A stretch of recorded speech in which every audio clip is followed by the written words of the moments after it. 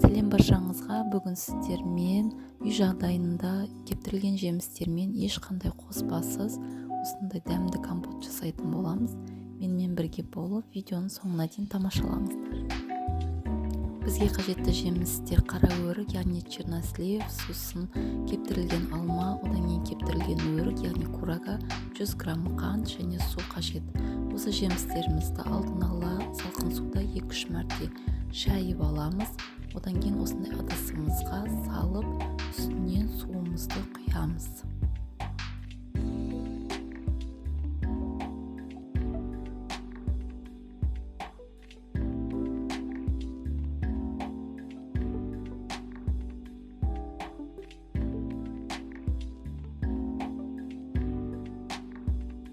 Мінекей осылай суымызды құйып аламыз.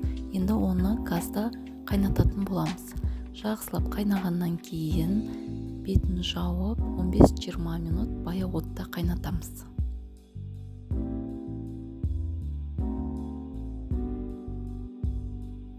Мінекей қыздар, компотымыз дайын болып қалды. Иісінің өзі керемет. Енді осыған қантымызды қосып 5 минуттай қайнатамыз да толық суығанша суытып қоямыз.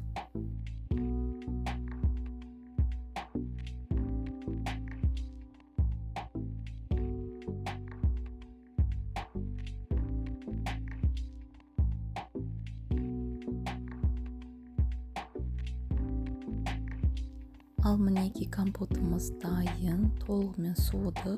Мен осылай графинге сүзіп аламын.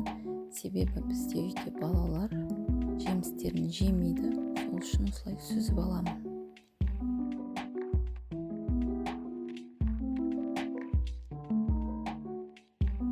Осылай үйде өз қолыммен жасалған компоттың пайдасы өте мол деп ойлаймын.